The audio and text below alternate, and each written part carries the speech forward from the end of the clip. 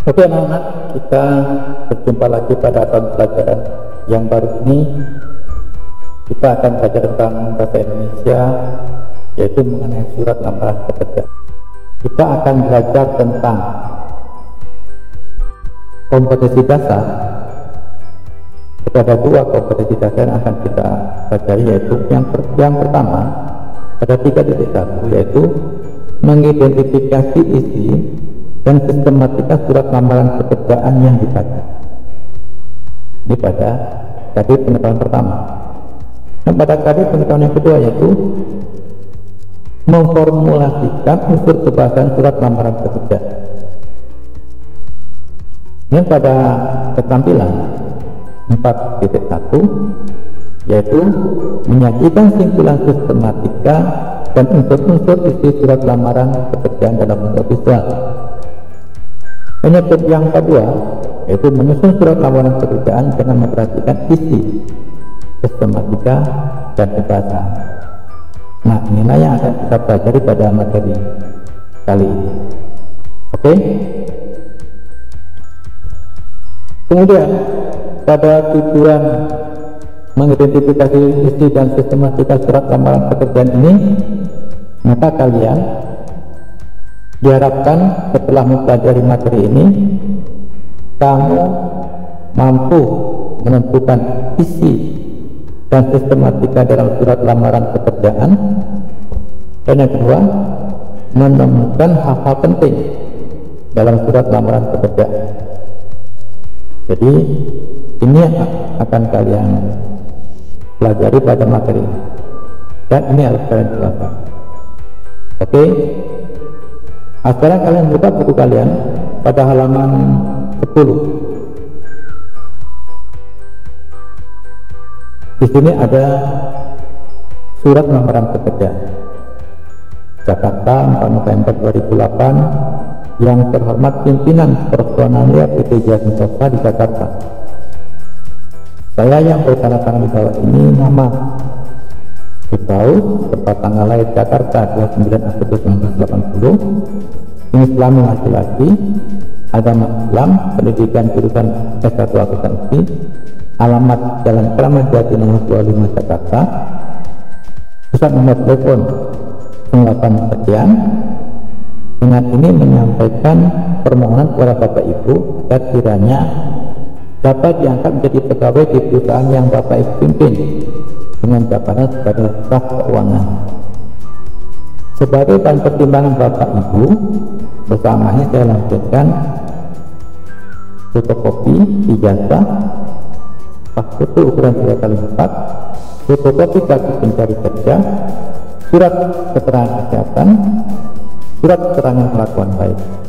Kemudian pada bagian akhir, kemudian permohonan ini disampaikan. Besar harapan saya kiranya Bapak Ibu dapat mempertimbangkannya. Sebelum selesainya saya ucapkan terima kasih. Kemudian berikutnya hormat saya Firdaus. Nah, sekarang pada surat lamaran pekerjaan ini, kalau kalian amati, kira-kira temuan apa yang bisa kamu dapat dengan bentuk surat lamaran pekerjaan seperti ini?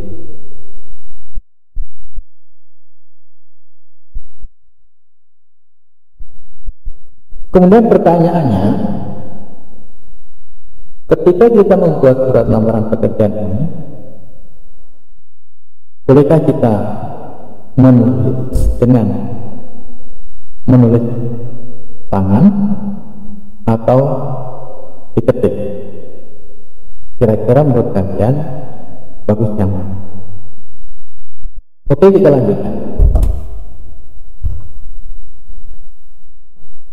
Kalau kita perhatikan, kalau kita mengetik, maka yang harus kita perhatikan yaitu mengenai kerapian kebersihan surat. Kemudian jika ditulis tangan, apakah tulisannya ditata dengan baik tanpa ada huruf yang salah? Jika digunakan dengan komputer, apakah format tulisannya dan cetakannya sudah baik. Nah, sekarang ada hal-hal yang perlu diperhatikan. Pada dasarnya, menulis surat lamaran pekerjaan boleh ditulis tangan dan juga boleh diketik atau menggunakan komputer. Nah, sekarang tinggal bagaimana yang kita lakukan dan keperluan apa yang kita dapatkan dalam menulis tangan atau menulis dengan ketik. Saya lanjutkan lagi.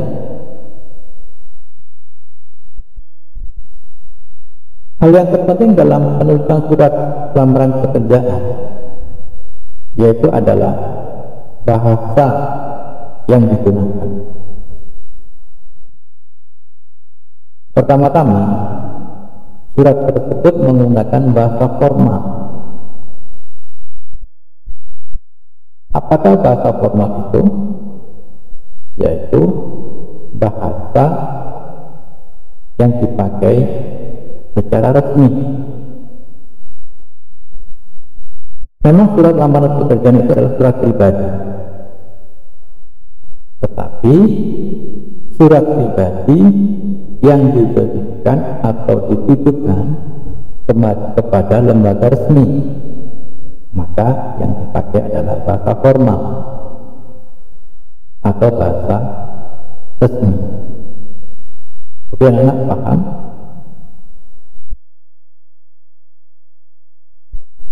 Sekarang kalau kita cermati pada contoh di atas tadi, dari segi promosi diri, yaitu memperkenalkan diri pelamar. Apakah sudah ada bagian yang menjelaskan promosi diri pelamar? Berdasarkan surat tersebut, penulis lamaran pekerjaan dalam contoh belum mempromosikan diri. Kita lihat lagi.